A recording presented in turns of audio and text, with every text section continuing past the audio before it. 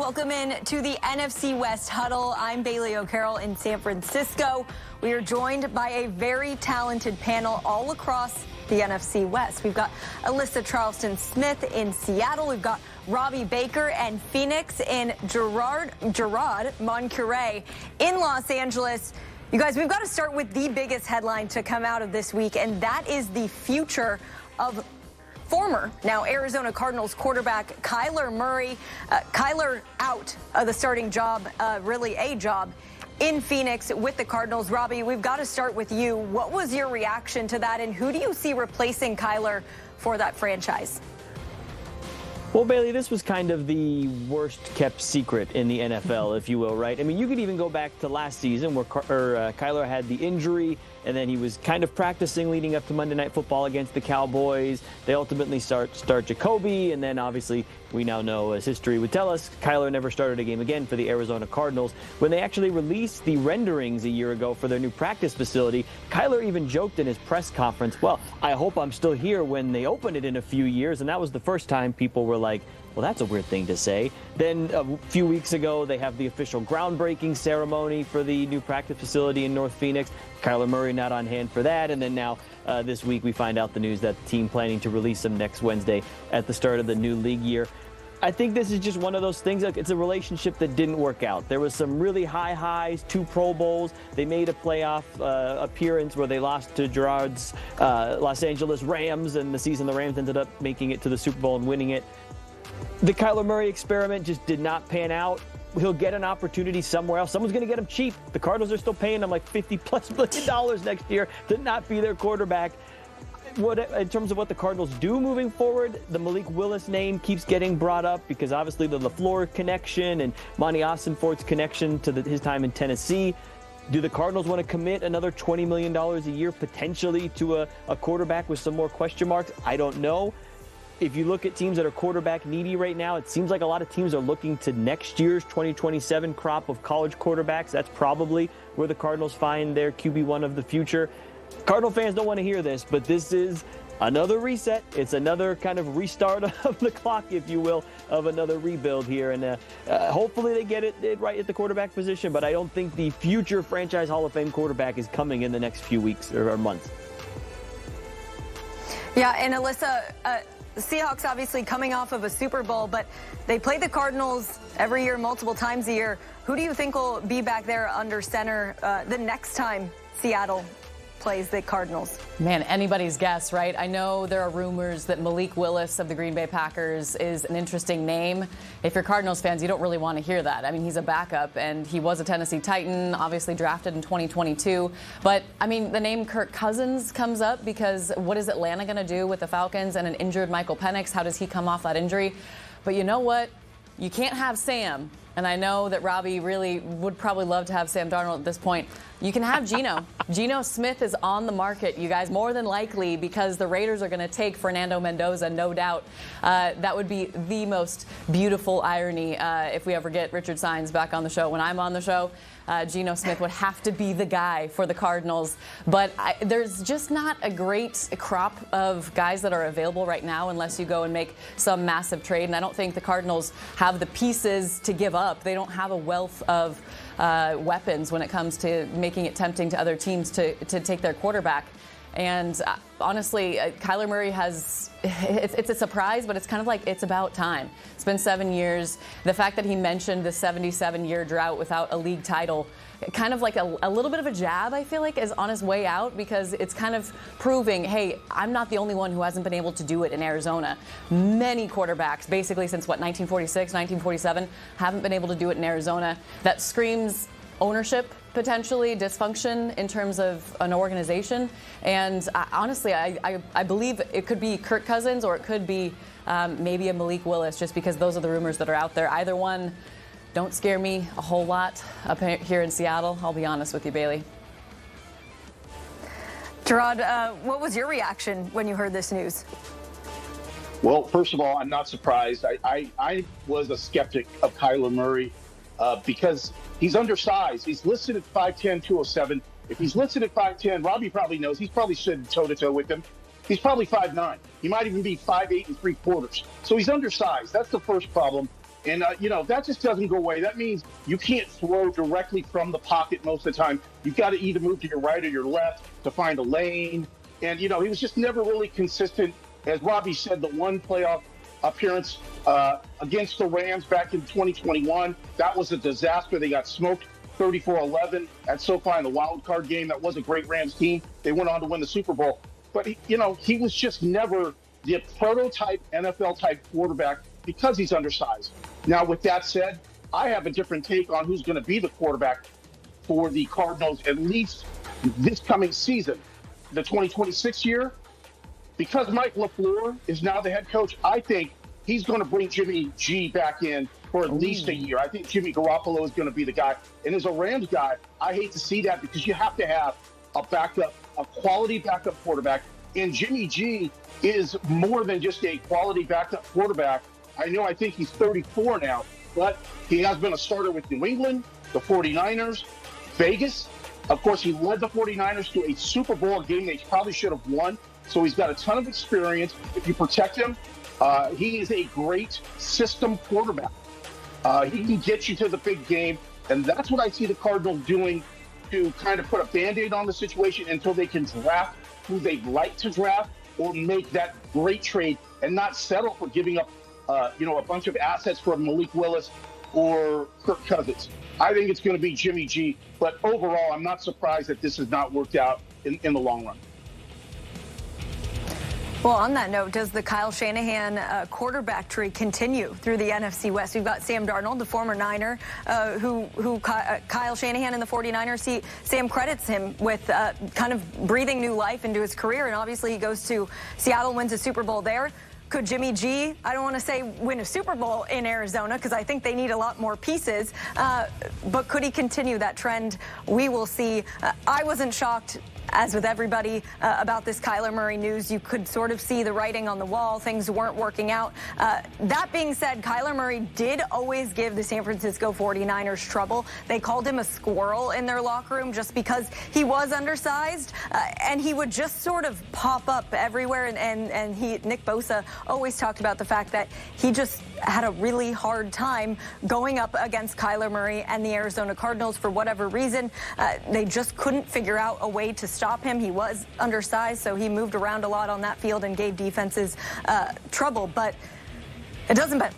It doesn't matter. Kyler Murray is out as the Arizona Cardinals quarterback. I hadn't thought about the Jimmy G placement in Arizona, but I could see it. It would be a good Band-Aid situation.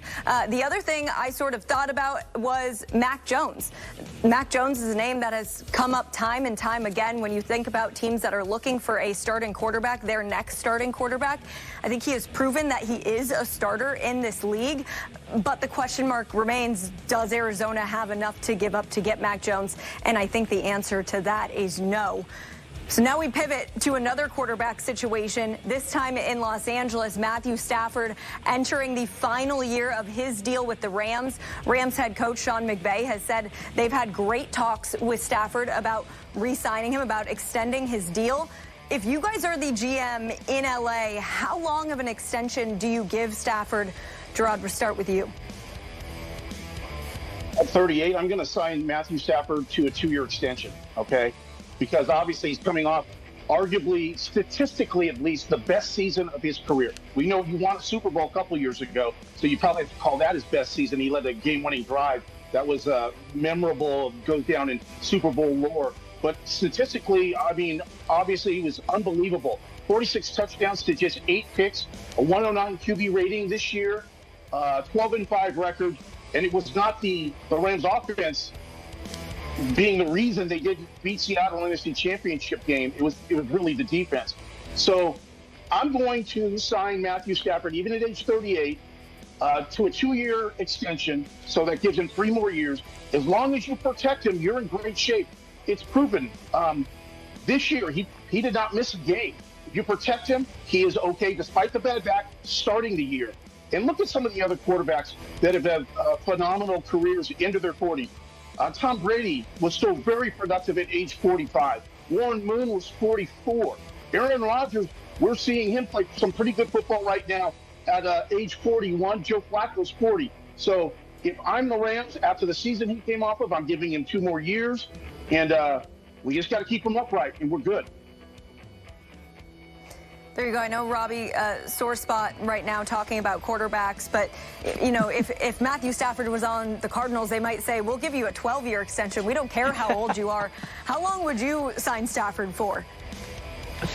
Yeah, what does it feel like, Rod, to have a franchise quarterback that you want to give an extension to? You want them to be there. You know, that's got to be a good feeling. No, I'll keep it short and simple. I think Gerard nailed it on the head there. 2 years is probably the sweet spot, because that's 3 years total, as he said, gets them into the early 40s. And while quarterbacks can maintain a high level of play, at some point, Father Time catches up to everybody. But that feels like a good kind of marriage between him and Sean McVay for another 3 years potentially. And I mean, you know, the Cardinals, everybody's kind of the bugaboo for the Cardinals in the division at this point. So it would be nice if Matthew Stafford went elsewhere, but then they would just get some other all-pro quarterback in and wreak havoc when they come to State Farm Stadium. Alyssa, what do you think? I'm in agreement with both of those guys. I don't see doing a 3-year extension so that he's there for 4 years, unless that 4th year is incredibly team-friendly because of the age. And I know Tom Brady has completely changed the game in terms of what can be done when you're 44, 45. He won a Super Bowl in his 40s. Matthew Stafford is the reigning NFL MVP. He did everything you wanted him to do this year, passed for over 4,000 yards, lit up the Seahawks offense multiple times this season. He's your prototypical pocket passer, which Kyler Murray is not. And that is a big reason why he's going elsewhere, because he refuses to stay in the pocket and he can't pass over some of those huge defensive linemen and his own offensive linemen. A guy like Matthew Stafford is everything you dream of. So I don't think you'd want to part ways anything sooner than 3 years. I totally agree with those guys. I think it's going to be a 2-year extension, so he's there for 3 more years, causing more hectic for chaos for the Seahawks defense and everybody else in the NFC West. But I think his relationship with Sean McVay is paramount. He understands this offense better than basically anyone that Sean McVay has had at quarterback. He's brought him to a Super Bowl. He gets this offense and the complexities of it. You want that kind of leadership. He seems like he's also a humble guy, and you don't always get that with your superstars. So sign him to a 2-year extension. I think that's going to be the most probable outcome. Yeah, I'm in agreement with everybody. I think 2 years, you maybe start the Green Bay Packers route. You draft a guy, give him time to develop, let him learn from Stafford, who has years and years and years of valuable experience to share in the NFL. The other thing, too, I think that we didn't mention is you got to look at in 2 years, Stafford's going to be 40. He may not want to play football anymore, even if he can, and even if he's able. He's got 4 young daughters, so he's been vocal about wanting to spend time with them. I was at the NFL Honors this year after Matthew Stafford accepted his MVP award. During that press conference, he said he wouldn't have come back if his daughters didn't want him to continue playing football. So that is an aspect of this conversation that I think you have to look at is, you know, these guys all have lives off the field. A lot of them have young kids. As a quarterback in the NFL, you are spending a lot of time on the road and in the facility and training and getting ready for a season. And when you are 38, you have to train even harder to get ready for a season. So I think the question remains is how long does Matthew Stafford want to be a starting quarterback in this league as well? That will do it for this part of the show. We will be right back with so much more to discuss across the NFL and the NFC West. Just stick with us.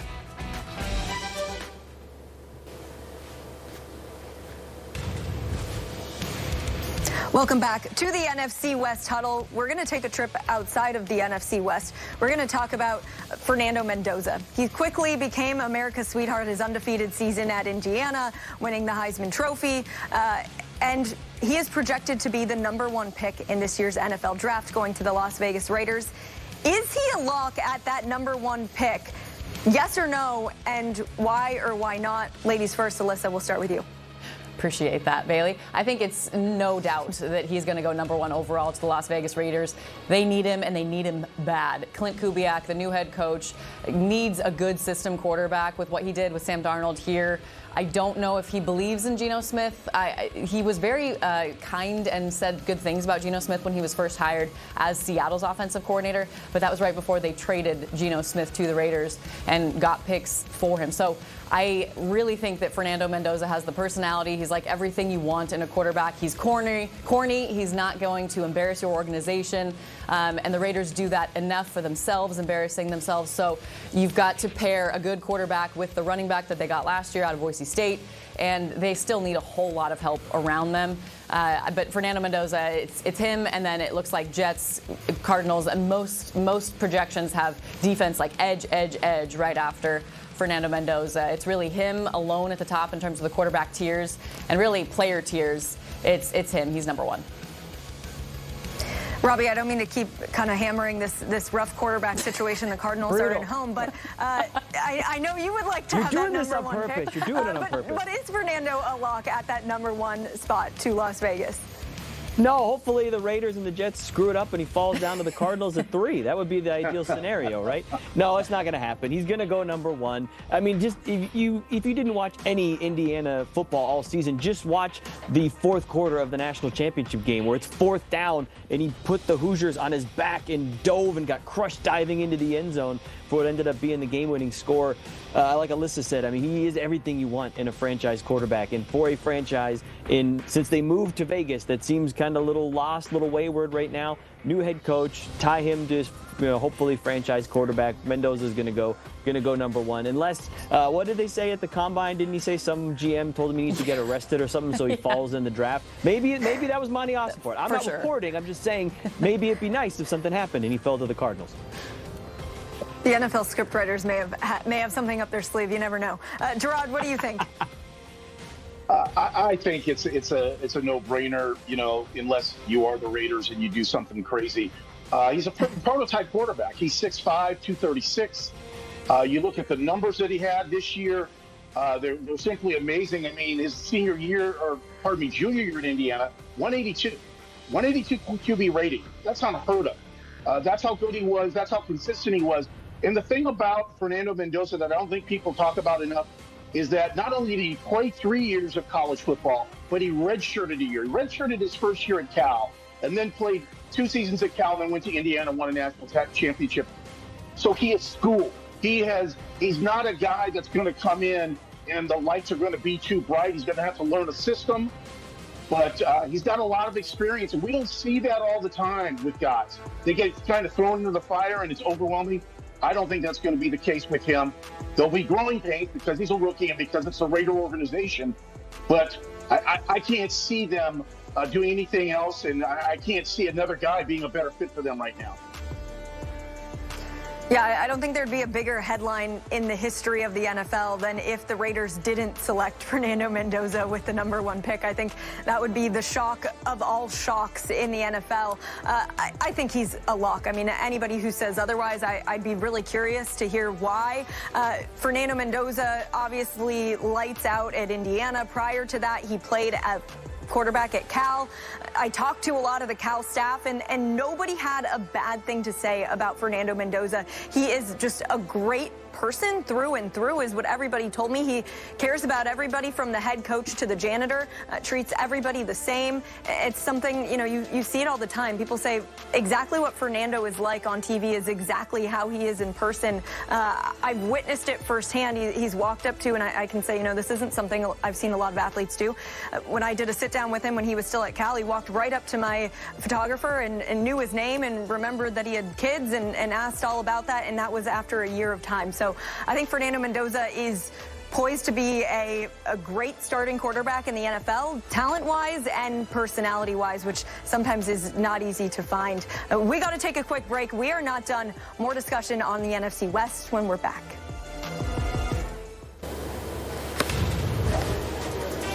Welcome back to the NFC West Huddle. We've got time for one last question.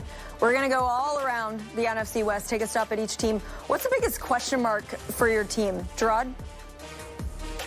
Well, the Rams have actually beaten everyone to the punch already, and Bailey started addressing it with the trade that will be official on March 11th when the league starts business for the 2026 year. And they're making a trade. They traded for SoCal native Trent McDuffie from the Chiefs, and they gave up a bunch of picks, one first-round pick, the 29th. They still have a first-round pick at the 13th, and they gave up some later picks. But he addresses a humongous hole the Rams have figured out that they have. I think we all saw it in the NFC Championship game. They just could not get off the field at the cornerback position. They just simply couldn't get off the field. So they addressed the cornerback position. I still wouldn't be surprised to see them draft a cornerback, but Bailey, that's what they went. They've already done it. Robby, I think we know what your answer is going to be, but you might as well talk about it again. Go ahead. It's obviously they got to figure out their place kicker. That is the biggest issue for the Cardinals. Specialty. No, they need a quarterback. It's probably, as I alluded to earlier in the show, I don't think they're going to get their future franchise guy, so to speak, this year. But the quarterback is their biggest position of need, and that is what they will need to address this year and next offseason probably. Alyssa, what about in Seattle?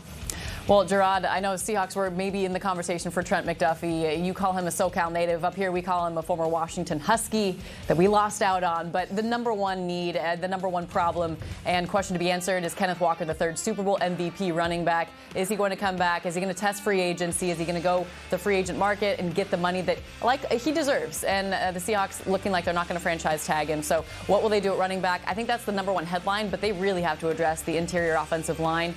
Anthony Bradford at right guard was a topic all season long. Everybody calling him out on X, redoing videos, seeing him get blown over by blocks and defensive edges everywhere. So I think that's the understated headline of the offseason they have to answer. In San Francisco, two big question marks. You've got left tackle Trent Williams, future Hall of Famer. They say they're having good contract talks with him. We'll see. You kind of hear everything in between, but that would be a huge loss if he does not return to San Francisco. The other big question mark, wide receiver. The Niners will likely lose Juwan Jennings, who becomes a free agent.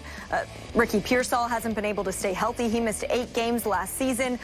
So a lot of big question marks to answer for this San Francisco 49ers team. Will they do it in the draft? I wouldn't recommend taking a wide receiver in the draft. They did it with Ricky Pearsall in the first round. And Ricky has been good when he's been able to play, but the Niners knew he was injured coming into it. So we'll have to see what they do. That will do it for this episode of the NFC West Huddle. Thanks so much for joining us. We will see you next time.